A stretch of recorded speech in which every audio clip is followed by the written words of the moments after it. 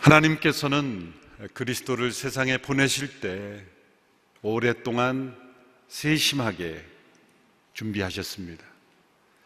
예수님은 세상에 오셔서 훌륭한 삶을 사셔서 메시아로 인정되신 것이 아닙니다. 그분은 메시아로 오실 것이 예언되었고 그 예언대로 사셨고 그 예언을 이루심으로 메시아 이심이 확증된 것입니다. 하나님께서는 그리스도가 세상에 언제 오실지, 또 어떤 민족에 어떤 사람을 통해서 어떤 역사적 상황 속에 보내실지를 준비하시고 그 준비대로 실행하셨습니다. 구약의 역사는 그리스도가 이 세상에 오심을 미리 준비하는 역사입니다. 하나님께서는 예수님의 육신의 조상들을 사용하셨습니다. 세상에서는 후손들이 조상을 기념하고 기억하고 설명합니다만 예수님은 정반대입니다. 조상들이 그들의 후손으로 오시는 예수님의 삶을 미리 기념하고 미리 준비하고 설명하는 그런 역할을 감당했던 것입니다. 그래서 예수님께서는 역사의 중심이 되시며 특별히 성경의 초점이 되시는 것입니다. 예수님께서 스스로 말씀하시기를 성경이 곧 내게 대하여 증언하는 것이라. 그때 말하는 성경은 구약을 의미하는 것이죠. 성경 전체가 내게 대하여 증거하는 것이다. 창세기부터 요한계시록까지 성경 전체는 장차 오실 예수 그리스도, 이 땅에 오신 예수 그리스도, 다시 오실 예수 그리스도, 그분에 대한 증언입니다. 종교개혁자뿐만이 아니라 르네상스 시대 인문주의자였던 에라스무스 같은 사람도 성경이 너무 가까이 친밀하게 그리스도를 증언하고 있기 때문에 마치 어떤 사람이 너무 가까이 있으면 그 사람을 보지 못하는 것처럼 그렇게 성경은 예수 그리스도를 명확하게 가까이 증거하고 있다, 그렇게 말할 정도입니다.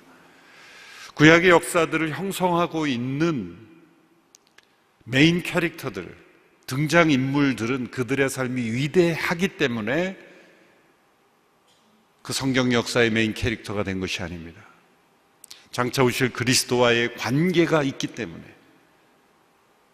하나님께서 그들의 삶을 통해서 장차 오실 예수님을 미리 보여주시려고 하는 그 역할 때문에 그들은 성경의 메인 캐릭터가 된 것입니다. 그들과 함께 하시는 역사를 통해, 때로는 그들 속에 나타나는 성품을 통해, 하나님께서 그들과 맺으신 언약을 통해 예수 그리스도를 통해 이루실 영원한 하나님의 나라를 미리 보여주신 것입니다. 우리가 어떤 건물을 질 때 두 가지 방법을 통해 그 건물을 준비합니다. 첫째는 설계도이죠. 그리고 두 번째는 모형을 만듭니다. 이 설계도와 모형을 통해서 장차 지어질 건물을 분명하게 확실하게 준비할 뿐만 아니라 그 건물이 어떤 건물인가를 미리 맛보고 기대하고 또한 준비하게 되는 것이죠. 구약의 역사에 나타난 많은 인물들은 한마디로 모형의 역할을 한 것입니다. 장차 지어질 실제에, 장차 오실 그 실제를 준비하는 모형이요, 장차 오실 그 실체에 대한 그림자로서 구약 역사에 쓰임 받은 것입니다. 그래서 우리는 이 대림절, 주님 오심을 맞이하고 기다리는 이 기간 동안에 우리는 히브리서 말씀에서 말씀하고 있는 이 말씀의 권면에 귀를 기울여야 합니다. 예수 그리스도를 깊이 생각하라. 히브리서 3장 1절의 말씀을 우리 같이 함께 읽겠습니다. 3장 1절 시작.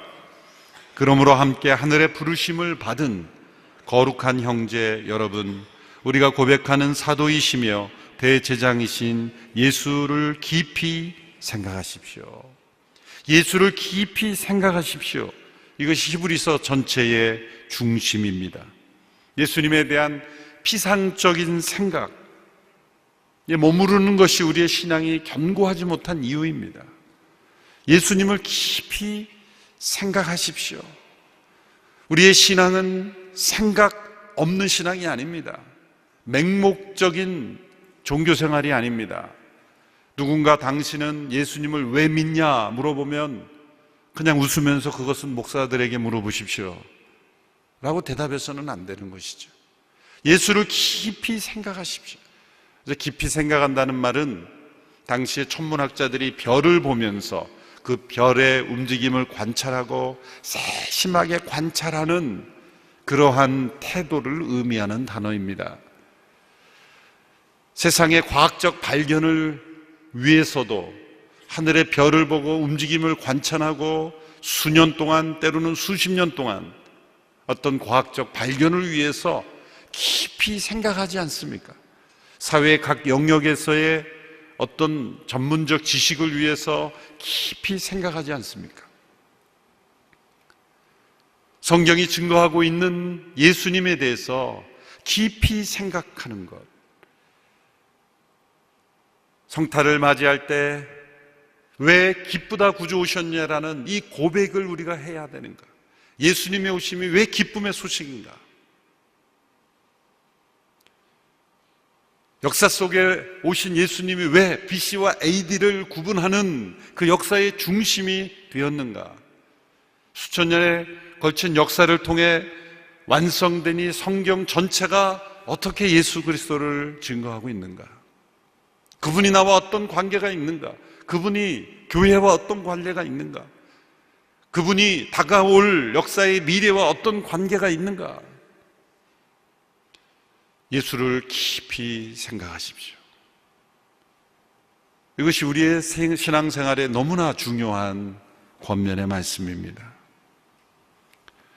AD 64년에서 68년경 한 무명의 신학자는 예수님을 깊이 생각했습니다. 그리고 자신이 깨닫고 묵상한 바를 그 당시에 흔들리고 있는 히브리인들에게 전해주고 싶었습니다. 그래서 쓰여진 책이 히브리서입니다. 작자미상, 무명, 누가 썼는지 알지 못하는 이 히브리서, 그것은 당시에 예루살렘과 유대사회에 예수님을 믿는 이들이 증가하기 시작했을 무렵이었습니다. 믿는 이들은 증가했지만 또한 그들에게 위기도 찾아왔습니다. 외부적으로는 핍박이라는 위기가 찾아왔고, 내부적으로는 과연 예수님이 어떤 분이신가? 지금까지 그들이 믿고 의지했던 율법, 유대교라는 종교적 체계, 그 안에도 하나님에 대한 믿음이 있는 것 같고 그들의 삶을 충분하게 지지해주는 어떤 종교적인 울타리가 있는 것 같은데 왜 예수님을 믿어야 하는가? 예수님을 믿는다는 것이 어떤 차이가 있는가? 예수님에 대한 깊은 생각이 부족했기 때문에 혼란이 온 겁니다. 그래서 때로 핍박 속에 배교하기도 하고 예수님에 대한 올바른 지식을 가지지 못했던 그런 사람들이 또 있었던 것입니다. 바로 그들에게 예수님을 바로 소개해주고 싶었던 겁니다. 이 무명의 사람은 구약을 잘 알았던 사람이에요. 히브리서에 보면 70여 번의 구약이 인용이 됩니다. 또 예수님에 관한 이야기도 잘 알았던 사람이에요. 25번에 걸쳐서 복음서에 예수님에 관한 이야기들을 언급합니다. 바로 이 히브리서를 통해 당시의 히브리 사람들에게 알려주고 싶었던 것은 그 당시 히브리인들이 가장 위대한 선지자요, 지도자요, 영적인 제사장으로 여겨졌던 모세, 그리고 모세와 함께했던 아론보다 더 뛰어난 분으로 오신 분이라는 것이죠. 당시 히브리인들에게 이 모세가 어떤 정도의 지배력, 정신적인 지배력을 가지고 있었냐면 그 당시에 쓰여진 그 사상가, 지도자들의 글들을 보면 알 수 있죠. 필로라는 그 유대학자는 하늘과 땅이 존재하는 모세의 율법은 조금도 변하지 않을 것이다, 존속될 것이다, 그렇게 가르치고 사람들이 믿었습니다. 클레멘트라는 당시의 유대 서신에 의하면 모세의 권위를 손상시키는 일은 아무것도 받아들이지 않았어요. 그래서 심지어 성경을 왜곡하기까지 했죠.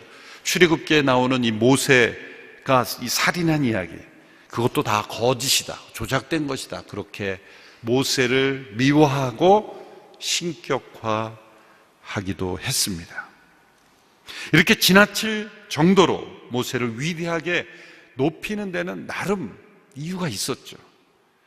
왜냐하면 성경에서 이 모세처럼 선지자요, 제사장 역할, 정치 지도자 역할, 심지어 어떤 왕의 역할, 그 모든 역할을 다 수행한 사람은 없기 때문입니다. 노예 생활하던 그 히브리 민족을 애굽에서 가나안 땅 경계선까지 인도하였고, 하나님과 대면하여 대화하였고, 친구처럼 대화하였고, 시내산에서 율법을 받아 백성들에게 알려주었고, 구약의 5권을 기록으로 남겼던 선지자. 유대인들은 지금도 그래서 모세를 가장 훌륭한 인물로 여기고 있습니다. 우리가 생각할 때는 그냥 모세는 사람일 뿐이고 예수님은 하나님의 아들이신데 그걸 비교하는 의미가 있을까라고 생각할 수 있지만, 그 당시에 이 히브리인들의 세계관과 삶 속의 유대 율법으로 인해서 형성된 깨어지지 않는 그들의 고정관념, 거기에는 모세의 영향력이 있었다는 것이죠. 그것을 뛰어넘는 예수 그리스도께서 오셨다는 것을 설명함으로써 그들은 참된 믿음으로 나아갈 수 있도록 인도할 수 있었다는 거죠. 이 모세와 예수님과의 비교는 누가 더 훌륭하냐의 비교가 아닙니다. 모세가 그토록 위대했던, 그토록 멋졌던 그런 지도자요, 선지자로 쓰임 받았지만 그 모든 것들이 다 장차 오실 예수님의 모형이요, 예수님을, 그분의 오심을 준비하는 과정이었다는 것을 깨닫게 해 주려는 것입니다. 히브리서에 사용된 표현을 사용하면 모세는 장차 오는 좋은 일의 그림자로서 사용된 것입니다. 예수님은 장차 좋은 일의 실체로 오신 것입니다. 모세와 예수님의 공통점을 2절에서 이렇게 설명하고 있습니다. 2절 말씀 같이 읽겠습니다. 시작. 그분은 자신을 세우신 분에게 충성하기를 마치 모세가 하나님의 온 집에서 한 것과 같이 하셨습니다. 모세는 자신을 부르신 하나님께 온전히 충성했습니다. 모세오경에서 가장 많이 나오는 말씀은 여호와께서 모세에게 말씀하시되, 하나님께서 말씀하신 대로 모세는 행했습니다. 민수기 12장에 보면 하나님께서 모세를 일컬어 말씀하시기를 이 히브리서 말씀대로, 그러니까 히브리서 기자는 틀림없이 민수기 12장 7절에 근거해서 이렇게 말씀한 겁니다. 12장 7절에 어떻게 되어 있냐면, 그는 나의 온 집에 충성됨이라, 그와는 내가 대면하여 명백히 말했다. 하나님께서 하신 말씀입니다. 그는 나의 집에 충성된 사람이다. 모세의 충성을 통해 출애굽이 이끌어졌고 광야 생활을 인도하시는 일에 쓰임받았고, 하나님은 그와 친구처럼 대면하여 그 충성된 모세를 통해 하나님의 역사를 이루셨습니다. 이 모세처럼 예수 그리스도께서도 자신을 세우시고 부르신 하나님께 온전히 충성하였다. 신명기 18장 15절에 보면 모세가 이런 예언을 합니다. 나와 같은 선지자를 하나님께서 일으킬 것이다. 모세와 같은 선지자를 일으킬 것이다. 이 나와 같은 선지자가 누구인가?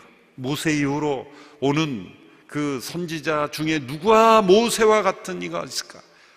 인간 선지자 중에는 없습니다. 모세처럼 그렇게 위대하게 하나님 앞에 쓰임받은 자는 없어요. 그러나 모세처럼 충성하나 모세보다 더 뛰어난 분으로 오신 예수 그리스도, 그분이 바로 모세를 통해 예언된 나와 같은 선지자, 바로 그분인 것이죠. 모세처럼 이런 선지자의 역할, 지도자의 역할, 제사장적인 역할, 그 모든 일을 온전히 하나님의 부르심대로 충성한 분, 바로 그분이 예수님이십니다. 그러나 모세는 연약함이 있었죠.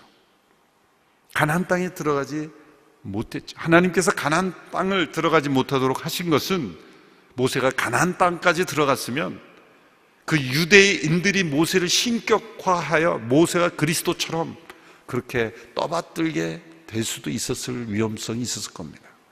그는 그리스도가 아니었습니다. 그래서 그는 가나안 땅에 들어가지 못하도록 하나님께서 그를 막으신 거예요. 얼마나 인간이 연약합니까? 연약한 인간도 신격화합니다. 절대화합니다.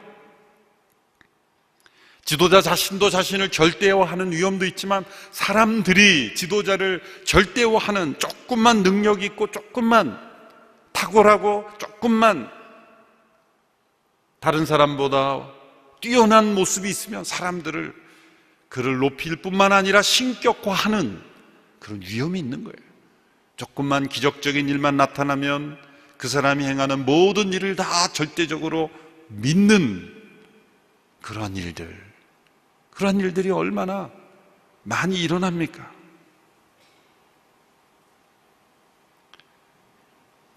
요즘 여기저기서 목회 지도자들에 대한 그런 평가가 있습니다. 여러분, 목회자도 사람이기 때문에 절대적인 믿음 가지시면 안 됩니다. 여러분, 저도 믿지 마십시오. 연약함이 있습니다. 하나님께서 모세를 귀하게 사용하셨지만 그는 메시아가 아닙니다. 지도자의 역할을 하다 보면 메시아 컴플렉스에 빠지는 사람들이 있어요. 자기 아니면 안 된다는 것. 메시아 컴플렉스. 모세가 메시아 컴플렉스에 빠지지 않도록 하시기 위해서 가나안에 못 들어가게 하신 거예요. 아마 모세가 가나안 땅에 들어갔으면 모세 신전이 세워졌을지도 몰라요. 그는 그리스도를 바라보게 하는 그러한 모형이었을 뿐이에요. 그에게 그런 충성스러운 성품이 있었고 그러한 충성된 면이 있었다면 그것은 예수님이 모세를 닮은 것이 아니라 장차 오실 그리스도에게서 나타나는 그런 충성됨을 미리 보여주신 거예요. 모세에게 기적이 나타났다면 장차 신성을 가지신 그리스도께서 오셔서 하나님의 구원을 이루실 것을 미리 보여주신 것뿐입니다. 분명한 것은 모세와 예수님의 차이점을 분명하게 깨달아야 하는 것입니다. 오늘 보면 3절과 4절의 말씀을 우리 같이 읽겠습니다.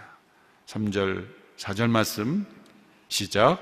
그러나 마치 집을 지은 사람이 그 집보다 더 존귀한 것 같이 그분은 모세보다 더 큰 영광을 받기에 합당하십니다.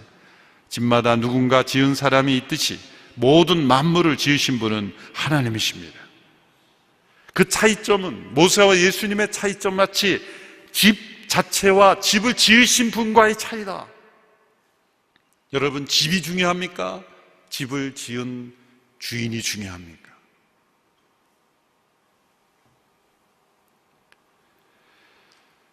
집을 지은 그러한 주인이 그 집과 비교할 수 없는, 그 집이 아무리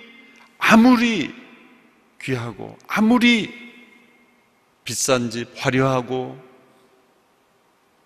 위대한 집이라 할지라도 그 집의 주인의 생명과는 비교할 수 없는 거예요. 이 물질주의적인 시대 속에서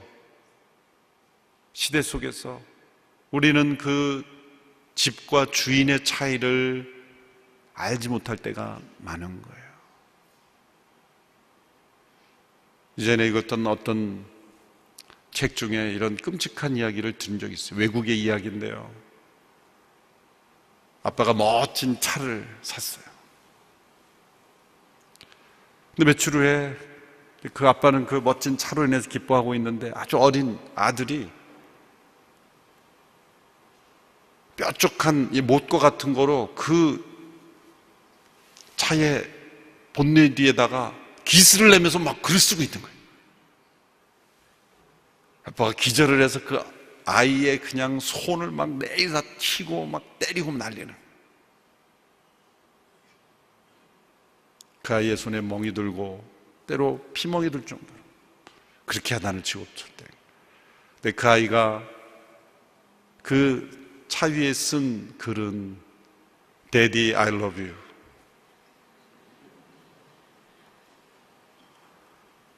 그 차가 아무리 비싸고 좋은 차라 할지라도 그 아들의 가치 무엇이 더 중요한 거예요? 집이 아무리 좋아도 그 집을 지은 주인과 주인의 아들, 그것을 비교할 수 있겠는가? 본문에서 하나님은 집 주인으로 설명합니다. 모든 우주가 다 하나님의 주권 아래 있는데 하나님의 집이라니 무슨 뜻입니까?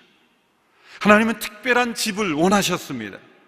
그 집은 하나님께서 친히 임재하시며 우주 만물에 존재하시고 우주 만물을 통치하시고 무소에 부주하시고 전능하시고 온 땅을 통치하시는 그 하나님께서 무슨 집이 필요하십니까? 근데 왜 하나님의 집이라 그랬죠?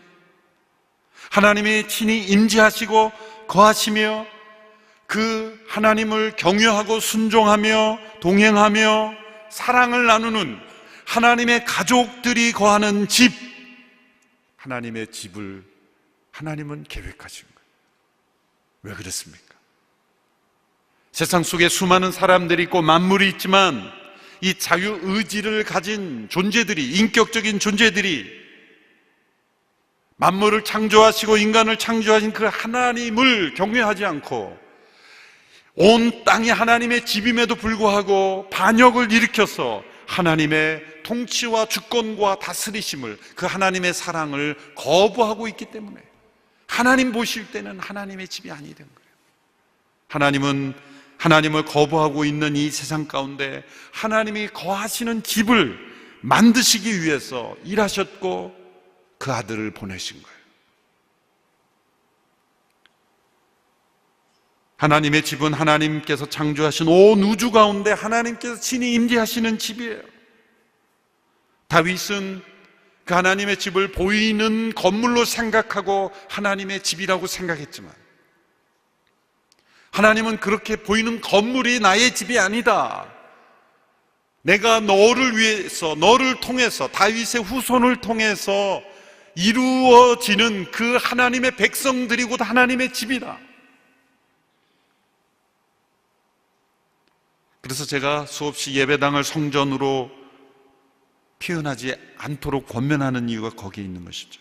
진정한 성전은 우리들이고 하나님의 집은 곧 하나님의 사랑과 통치를 받아들이는 그 백성들이 하나님의 집인 거예요.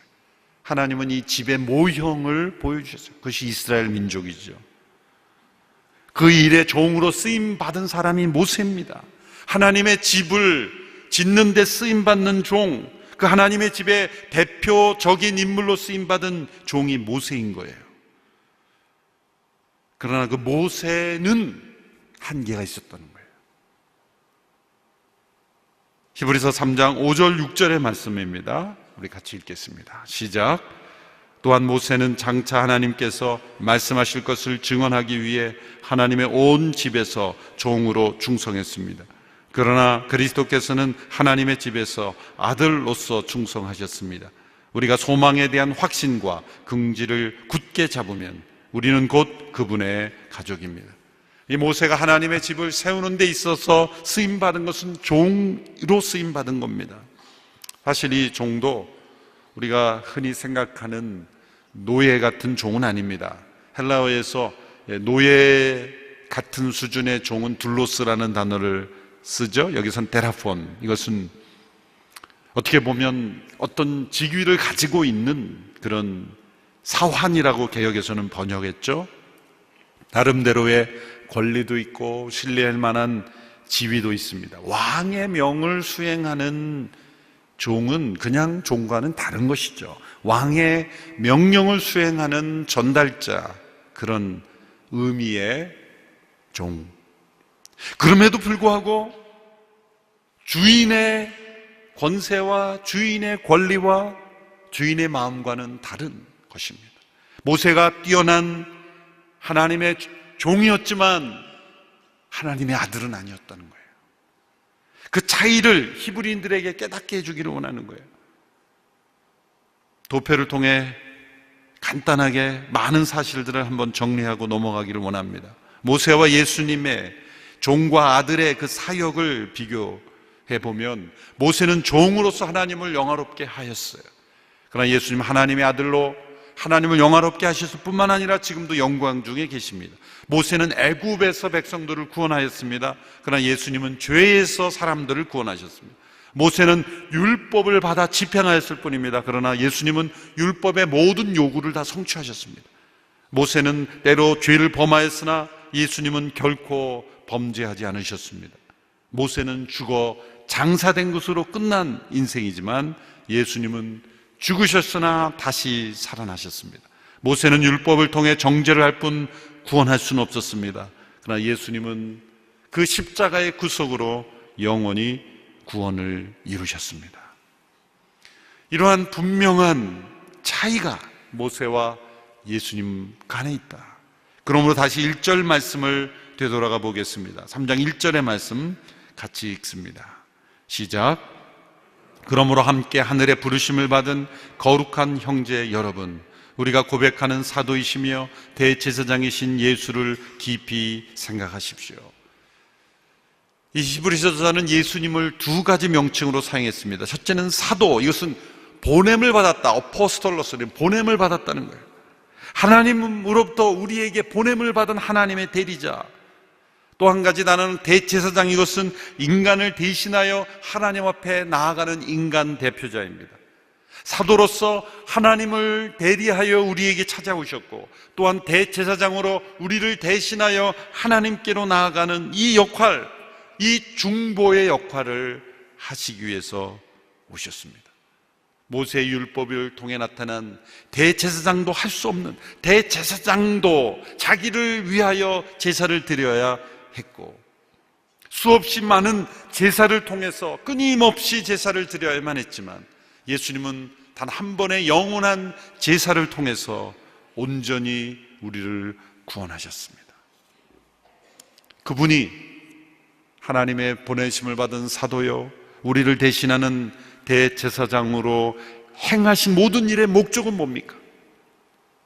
바로 우리를 1절에 나오는 대로 하늘의 부르심을 받은 사람들로 만들기 위해서, 또한 그리스도 안에 거룩한 형제들로 바꾸기 위해서입니다. 하나님의 집을 이루시기 위해서. 하나님의 집은 다른 말로 표현하면 하나님의 나라라고도 말할 수가 있어요. 예수님이 세상에 오신 것은 그리스도 안에서 우리가 하나님의 부르심을 함께 받은 거룩한 형제자매요 한 가족이 되게 하기 위해서예요. 이 하나님의 집에서 하나님의 가족으로 함께 거하기 위해서 요구되는 건 무엇입니까? 소망과 확신이에요. 우리가 이 소망에 대한 확신과 긍지를 굳게 잡으면 우리는 그분의 가족입니다. 예수님의 성탄은 이 땅에 하나님의 집을 세우시고 하늘의 부르심을 따라 한 가족으로 살아가는 하나님의 가족을 이루시기 위해서 오신 것입니다. 모세보다 뛰어난 분으로 오셨어요. 모세가 미리 증언하고 그의 삶을 통해 보여주고 그를 통해 이루신 것을, 모든 것을 성취하심으로 우리 모두를 하나님의 가족이 되게 하신 그 예수님의 오심을 기뻐하며 기대하며 그분을 깊이 생각함으로 그분의 은혜를 누리는 복된 성탄이 맞이하게 되기를 주님의 이름으로 축원합니다. 기도하겠습니다.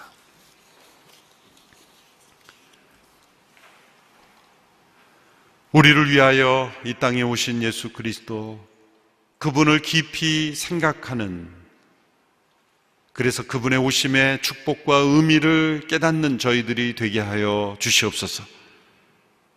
모세보다 뛰어난 분으로 오셔서 모세를 통해 미리 보여주신 모든 하나님의 법과 하나님의 율법의 요구와 그 아름다움을 온전히 이루심으로 우리를 구원하신 그 하나님을 찬양합니다. 우리 모두 하나님의 가족 되게 하셨으니 하나님의 가족으로 충성되게 주님을 섬기고 주와 동행하는 이 땅에서 하늘을 사는 저희들이 되게 하여 주시옵소서. 예수님의 이름으로 기도합나이다. 아멘.